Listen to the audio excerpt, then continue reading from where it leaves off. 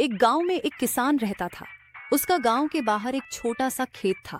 एक बार फसल बोने के कुछ दिनों बाद उसके खेत में चिद्दिया ने घोंसला बना लिया। कुछ समय बीता तो चिद्दिया ने वहां 2 अंडे भी दे दिए। उन अंडों में से 2 छोटे छोटे बच्चे निकल आए। वे बड़े मजे से उस खेत में अपना जीवन गुजारने लगे। कुछ महीनों बाद फसल कटाई का समय आ गया। गांव के सभी किसान अपने खेतों की फसल की कटाई में लग गए। अब चिद्दिया और उसके बच्चों का वह खेत छोड़ ढकर नए स्थान पर जाने का समय आ गया था। एक दिन खेत में चिद्दिया के बच्चों ने किसान को यह कहते सुना कि कल मैं फसल कटाई के लिए अपने पीढ़ी ढोसी से पूछूंगा और उसे खेत में भेजूंगा। यह सुनकर चिद्दिया के बच्चे परेशान हो गए। उस समय चिद्दिया कहीं गई हुई थी। जब वह वापस लौटी तो बच्चों ने उसे किसान की बात बताते हुए कहा, माँ, आज हमारा यहाँ अंतिम दिन है। रात में हमें दूसरे स्थान के लिए यहाँ से निकला होगा। चिद्दिया ने उत्तर दिया, इतनी जल्दी नहीं बच्चों, मुझे नहीं लगता कि कल खेत में फसल की कटाई होगी। चिद्दिया की कही बात सही साबित हुई। दूसरे दिन किसान का पीढ़ी होसी खेत में नहीं आया और फसल की कटाई न हो सकी। शाम को किसान खेत में आया और खेत को जैसे का तैसा देख बुदबुदाने लगा कि ये पीढ़ी होसी तो नहीं आया। ऐसा करता हूँ, कल अपने किसी रिश्तेदार को भेज देता हूँ।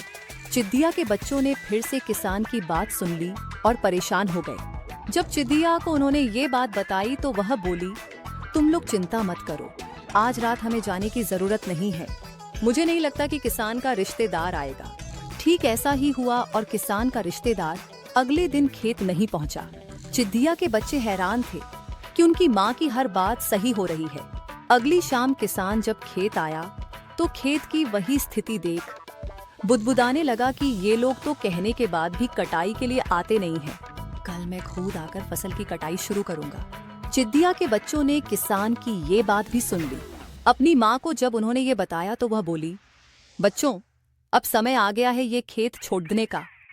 हम आज रात ही ये खेत छोड़ कर दूसरी जगह चले जाएंगे। दोनों बच्चे हैरान थे कि इस बार ऐसा क्या है जो माँ खेत छोड़ने को तैयार है। उन्होंने पूछा तो चिद्दिया बोली, बच्चों, पिछली 2 बार किसान कटाई के लिए दूसरों पर निर्भर था। दूसरों को कहकर उसने अपने काम से पल्ला झाड़ लिया था, लेकिन इस बार ऐसा नहीं है। इस बार उसने यह जिम्मेदारी अपने कंधों पर ले ली है, इसलिए वह अवश्य आएगा। उसी रात चिद्दिया और उसके बच्चे उस खेत से उद्धार सीखे गए और कहीं और चले गए। सीख दूसरों की सहायता लेने में कोई बुराई नहीं है, किंतु यदि आप समय पर काम शुरू करना चाहते हैं और चाहते हैं कि वह समय पर पूरा हो जाए तो उस काम की जिम्मेदारी स्वयं लेनी होगी। दूसरे भी मदद उसी की करते हैं जो अपनी मदद करता है। असी करी